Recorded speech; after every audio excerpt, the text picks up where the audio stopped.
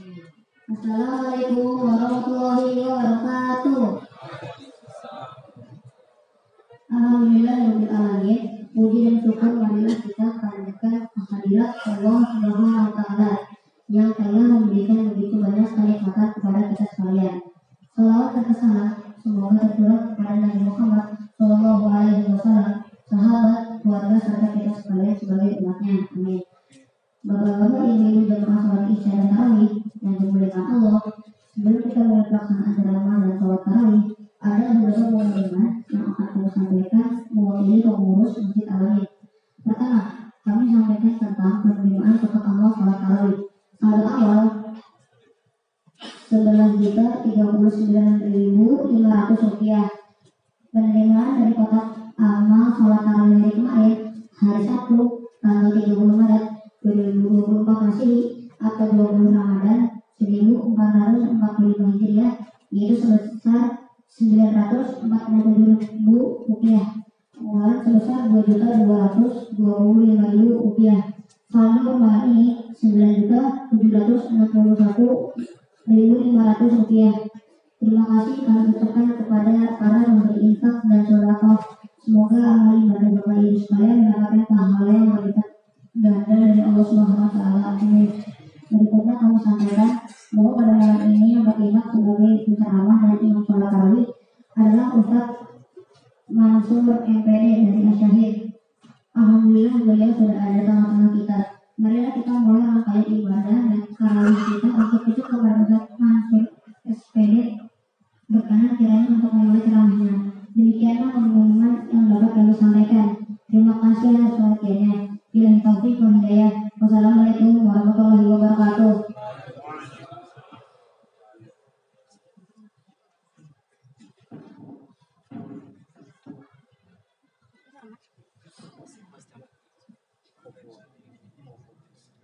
Bismillahirrahmanirrahim. Assalamualaikum warahmatullahi wabarakatuh. Alhamdulillahilladzi arsala rasulahu bil huda wa dinil haqq liyudhhirahu 'ala ad-din kullihi walau karihal musyrikun. Asyhadu an la ilaha illallah wahdahu la syarika lah wa asyhadu anna Muhammadan 'abduhu wa rasuluhu la nabiyya wa rasula ba'dah. Allahumma salli wa sallim ala sayyidina Muhammad ibn Abdullah wa ala alihi wa ashabihi wa man tabi'ahu ila yaumil qiyamah wa ba'd. Yang saya muliakan para tokoh, ustaz, ustazah, Bapak Ibu, jamaah yang dimuliakan Allah Subhanahu wa taala, para remaja, anak-anak yang mudah-mudahan kita semua dirahmati dan diberkahi Allah Subhanahu wa taala. Mari kita senantiasa memuji Allah dan bersyukur atas segala karunia yang Allah curahkan kepada kita. Karena Allah sayang kepada kita dengan memberikan banyak nikmat, terutama Allah pilih kita menjadi orang-orang yang beriman. Allah berikan kekuatan kita, kesehatan, dan kekuatan kesehatan kita jadikan sebagai wasilah untuk ibadah kepada Allah Subhanahu wa taala. Salawat dan salam semoga terlimpah curah kepada junjungan kita baginda Rasul Nabi Allah Muhammad sallallahu alaihi wasallam beserta seluruh keluarga, sahabat dan para pengikutnya. Mudah-mudahan kita di antara hamba-hamba Allah yang senantiasa istiqamah di jalan Allah Subhanahu wa taala sampai ujung kehidupan kita, dan nanti kita mendapatkan syafaat dari baginda Rasulullah sallallahu alaihi wasallam di hari tidak ada pertolongan kecuali pertolongan Allah Subhanahu wa taala. Amin ya rabbal alamin. Jamaah yang dimuliakan Allah Subhanahu wa taala, tema yang akan kita bahas malam ini tema yang berat, yaitu istiqamah. Dari kata qama yaqumu kemudian ditambahkan sin dan ta. Istaqama yastaqimu, istiqamah. Para ulama secara lugah mengartikan isti'dal dan istiwa, artinya lurus dan seimbang, tidak berbelok-belok. Ini makna dari para istiqamah. Maka dalam setiap sholat kita memohon kepada Allah jalan yang lurus. Paling tidak 17 kali kita dalam sehari semalam membaca Al-Fatihah, di antaranya ihdinas siratal mustaqim. Kita minta kepada Allah Subhanahu wa taala agar dibimbing mendapatkan atau senantiasa berada di jalan yang lurus. Sahabat Abu Bakar pernah ditanya oleh para sahabat yang lain, apa itu istiqamah? Beliau mengatakan, la tusyrik billahi syai'a. Jangan engkau menyekutukan Allah dengan apapun. Maka istiqamah yang pertama adalah istiqamah dalam masalah akidah. Masalah akidah adalah masalah yang fundamental, masalah dasar yang utama. Rasul mengatakan, man akhir qawlihi la ilaha illallah dakhala al-jannah. Siapa yang akhir hidupnya mengucapkan la ilaha illallah akan masuk surga. Mungkin kita beranggapan, cuma ucapan la ilaha illallah gampang. Anak SD juga bisa. Ketika dalam kondisi normal, ya. Tapi dalam kondisi sakaratul maut, siapa yang pernah mengalami? Kita belum pernah. Kondisi yang sangat sulit. Ada seorang tabi'in namanya Abdah bin Abdul Rahim. Hafal Quran 30 juz. Mutqin. Keilmuannya tinggi. Orang yang warak. Secara harfiah, secara zahiriyah, ahli surga ini. Kira-kira kita akan beranggap seperti itu. Anak santri yang baru pulang ya dari santri. Soleh, tampangnya pakai bajunya koko, isinya dipakai terus. Kadang-kadang sarung kan nggak lepas. Kita anak soleh ini. Abdah bin Abdul Rahim ini hafiz Quran 30 juz, mutqin, saleh, warak. Tapi kemudian ketika perang melawan Romawi, tergoda dengan wanita cantik Romawi. Matanya yang bening, kulitnya yang putih, rambutnya terurai, tergerai, cantik luar biasa. Secara dunia Abdah tergoda. Sampai kemudian Abdah melenceng dari pasukan Islam. Setelah kemudian mau ingin menikahi wanita Romawi tersebut. Di ujung hidupnya, ketika sakaratul maut, membaca satu ayat Al-Quran pun tidak bisa. Ingin mengucapkan kalimat la ilaha illallah tidak sanggup. Tidak sanggup. Ini orang yang hafal 30 juz mungkin dalam bimbingan para tabi'in yang lain. Akhir hidupnya demikian. Maka seorang sahabat Rasulullah Sallallahu Alaihi Wasallam, Abu Amr Sufyan, menanyakan kepada Rasulullah Sallallahu Alaihi Wasallam, ya Rasulullah, beri aku sebuah pernyataan yang tidak akan aku tanyakan kepada orang lain selain itu. Dalam hadis riwayat Imam Muslim, Rasul mengatakan, "Qul amantu billah tsumma istaqim." Dalam hadis yang riwayat Ibnu Majah dan yang lainnya, "Qul rabbiyallah tsumma istaqim." Yang secara makna hampir sama. Yang pertama mengatakan, katakan, aku beriman kepada Allah, kemudian istiqamah. Teks yang kedua, katakan Tuhanku adalah Allah dan istiqamah. Artinya istiqamah bertuhankan Allah hanya satu. Tidak ada Tuhan selain Allah, tidak memusyrikkan Allah dengan apapun. Kondisi seperti ini, keimanan yang terjaga, yang dijamin oleh Allah, dijamin oleh Rasulullah Sallallahu Alaihi Wasallam, nanti akan menjadi penghuni surganya Allah Subhanahu Wa Taala. Di surat Al-Ahqaf Allah menyampaikan, di surat As-Saffat Allah juga menyampaikan, Innal ladzina qalu rabbuna Allah tsumma istaqamu. Siapa yang mengatakan bahwa Tuhan kami adalah Allah, kemudian istiqamah, tidak berbelok-belok, tidak musyrik, tidak menyekutukan dengan apapun, maka nanti oleh Allah Subhanahu wa Ta'ala akan diliputi rasa tanpa takut, tanpa khawatir, dan akan dimasukkan surga. Ulaika ashabul jannah khalidina fiha jazaa'an bima kanu ya'malun, sebagai imbalan dari apa yang dilakukan. Ini yang pertama. Di surat Fatir, di tafsir Ibnu Katsir dijelaskan, ketika manusia sudah dimasukkan ke neraka sebagian, sudah dimasukkan ke dalam surga sebagian, ada satu golongan yang belum masuk surga dan belum masuk neraka. Kemudian Allah bertanya kepada malaikat, wahai malaikat, ini kenapa masih engkau sisakan? Tidak dimasukkan ke dalam surga, juga tidak dimasukkan ke dalam neraka. Kemudian malaikat menyampaikan kepada Allah, ya Allah, ini orang-orang pendosa, sebenarnya layak mereka untuk dicampakkan ke dalam neraka, tetapi saya tidak berani, karena mereka mempunyai keimanan kepada Allah yang tidak pernah menyekutukan engkau dengan apapun. Maka apa kata Allah Subhanahu wa Ta'ala?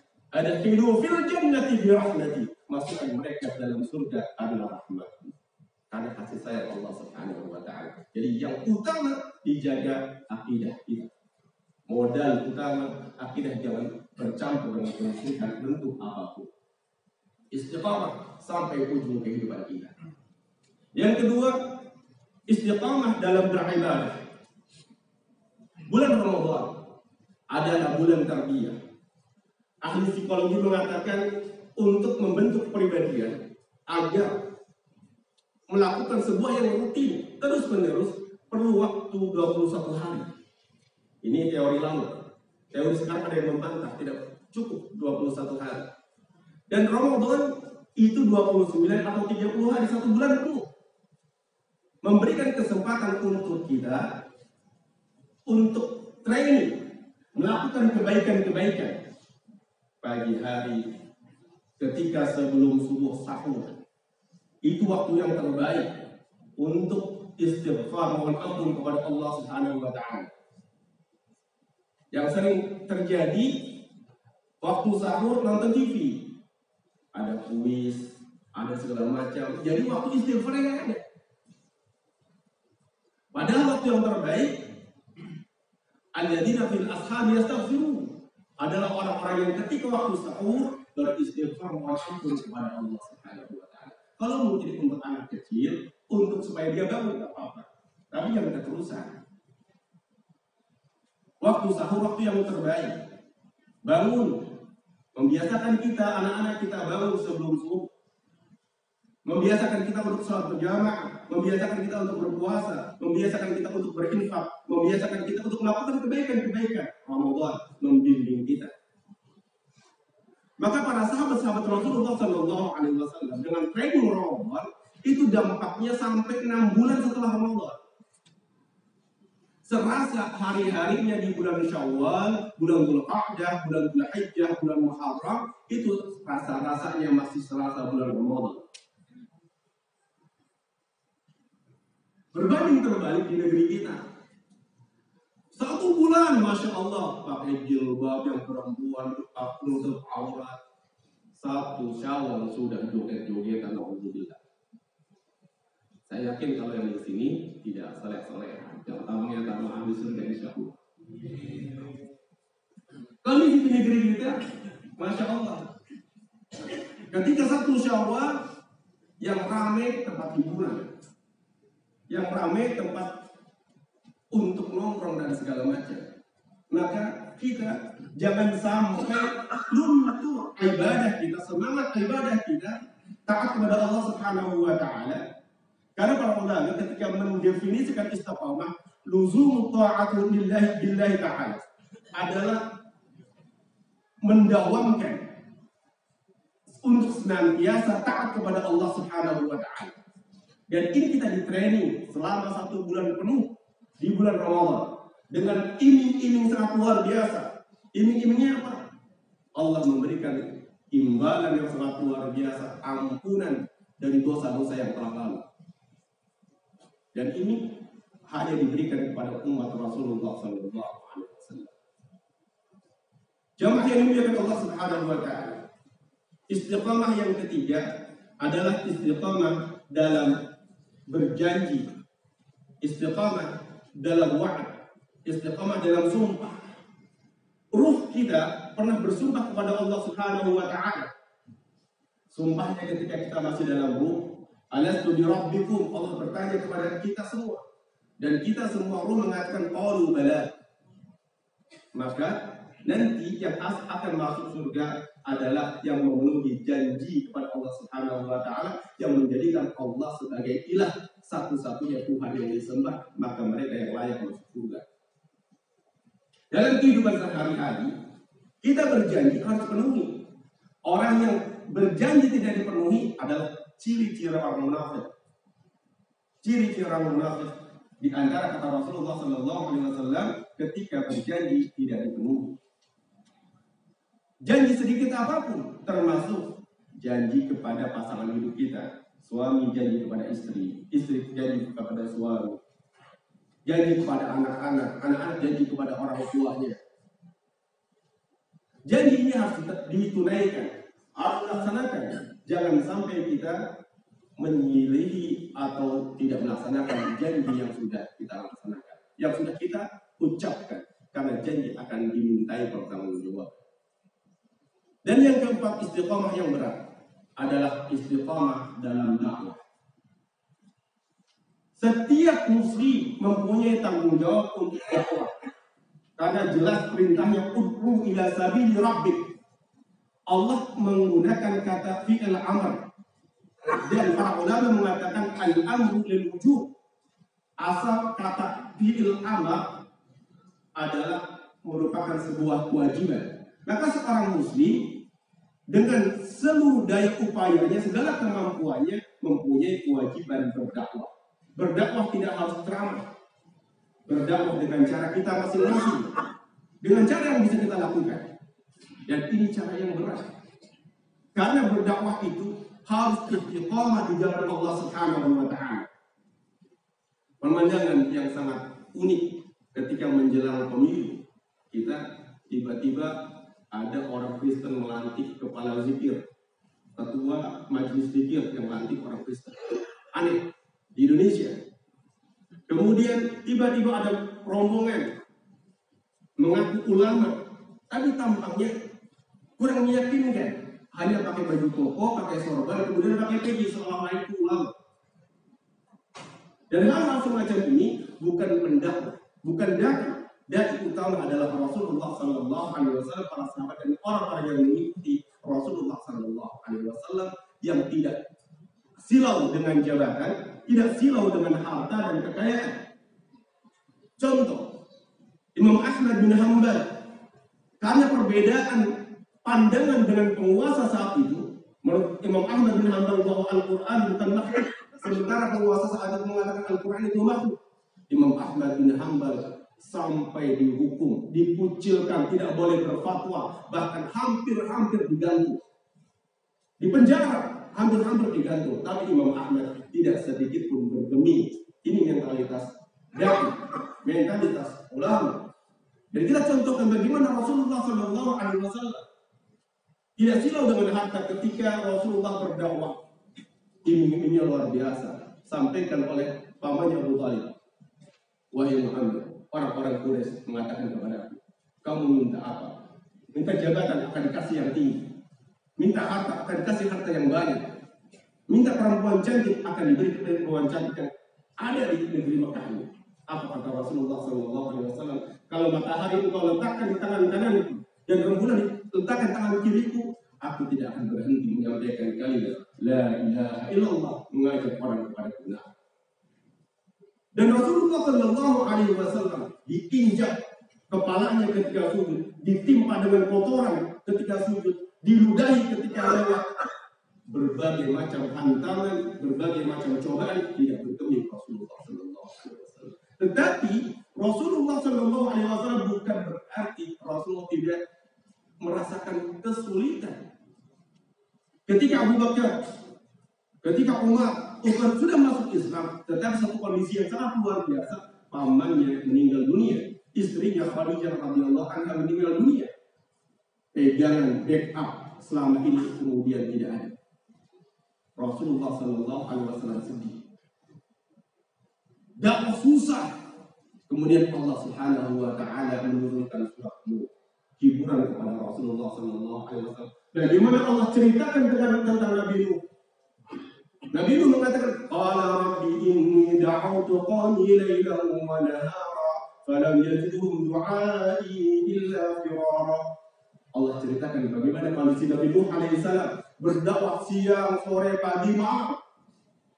Bertahun-tahun, bukan 11 tahun. Rasulullah saat itu baru 11 tahun. Ditinggal pamannya, ditinggal istrinya, susah. Allah ceritakan bagaimana Nabi Nuh alaihissalam berdakwah 950 tahun, pagi, siang, sore, malam tanpa bosan. Kemudian Rasul diberikan hiburan. Oh, seolah-olah Allah mengatakan, ya Muhammad, kamu belum seberapa. Nuh 950 tahun. Jamaah yang dimuliakan Allah Subhanahu Wa Taala, maka hendaknya kita memantaskan diri untuk mengajak orang dalam Islam dengan cara yang bisa kita lakukan, dengan keilmuan kita, dengan akhlak kita, dengan mal kita, dengan keseharian kita. Ada seorang imam di Jerman, ketika habis sholat subuh, kemudian sholat zikir, sholat subuh. Setelah sholat subuh keluar dari masjid, ada kafe di depan masjid untuk sarapan. Ditunggu dengan orang kafir, tapi masih percaya Tuhan. Kalau di sekarang disebut dengan agnostik. Agnostik itu percaya Tuhan, tapi tidak mau beragama. Kemudian si agnostik ini, woi Pak Imam, boleh tidak saya tanya? Oh boleh. Imam ditanya senang. Nanya, ada semua pertanyaan, tapi satu syarat. Syaratnya apa? Imam percaya dengan Al-Quran. Percaya. Saya sangat percaya dengan Al-Quran. Syaratnya Pak Imam jawab hanya dari Al-Quran. Tidak boleh jawab dengan analisa dan kata-kata Pak Imam. Oh boleh. Silakan jawab apa? Pertanyaannya nyeleneh. Pertanyaan Pak Imam, bagaimana cara membuat roti paling enak? Pertanyaan, kalau kita mungkin mikirnya, gimana di Al-Quran ada roti nggak? Ada diceritakan tentang Nabi Yusuf. Cuman roti yang dipanggang, yang ada di atas kepala. Bukan cara membuat roti. Si imam ini hebat, sangat luar biasa. Di dekat kafe itu ada pabrik roti. Dia datang ke pabrik roti. Dia sampaikan ke orang agnostik, Pak tunggu sebentar ya, saya mau ke sana dulu. Kemudian ke pabrik roti, temuin chef menanyakan bagaimana cara membuat roti yang enak, dijelaskan sejelas-jelasnya. Kemudian direkam dengan baik. Kemudian Pak Imam ini datang lagi ke orang agnostik menjelaskan tentang cara membuat roti yang paling enak. Si agnostik, Pak Imam curang. Curang kenapa? Yang Pak Imam sampaikan bukan dari Al-Quran. Oh, itu dari Al-Quran. Benar dari Al-Quran? Tidak. Coba bacakan bagaimana dari Al-Quran. Fas'alu ahla dzikri in kuntum la ta'lamun. Dalam Al-Quran dijelaskan, tanya kepada ahlinya kalau kamu tidak tahu. Oh gitu. Jadi semuanya ada dalam Al-Quran. Iya, semuanya ada dalam Al-Quran. Sampai Abu Bakar As-Siddiq mengatakan, kalau saya kehilangan unta, maka saya akan cari dalam Al-Quran. Bagaimana cara mencari? Dengan cara itu kemudian orang agnostik ini masuk Islam. Kalau begitu saya mau masuk Islam, saya ingin belajar Al-Quran. Asyhadu an la ilaha illallah wa asyhadu anna Muhammadar Rasulullah. Jemaah yang dimuliakan Allah Subhanahu wa taala, dakwah itu banyak tantangannya, tetapi kewajiban kita untuk berdakwah. Mudah-mudahan 4 hal istiqamah yang bisa kita lakukan. Pertama, istiqamah dalam tauhid. Yang kedua, istiqamah kita dalam beribadah. Yang ketiga, istiqamah dalam berjanji. Dan yang keempat, istiqamah dalam berdakwah. Mudah-mudahan dengan pekan Ramadan kita, hari-hari kita bisa beristiqamah untuk ke depan sampai maut menjemput. Sebagaimana firman Allah Subhanahu wa taala, A'udzu billahi minasyaitonir rajim. Ya ayyuhalladzina amanu taqullaha haqqa tuqatih wa la tamutunna illa wa antum muslimun. Wahai orang-orang yang beriman, bertakwalah kepada Allah dengan sebenar-benar takwa dan jangan sampai kamu meninggal dunia kecuali dalam keadaan berserah diri kepada Allah Subhanahu wa taala. Terima kasih atas perhatian dan mohon maaf segala kekurangan. Wassalamualaikum warahmatullahi wabarakatuh. Wassalamualaikum warahmatullahi wabarakatuh. Waalaikumsalam.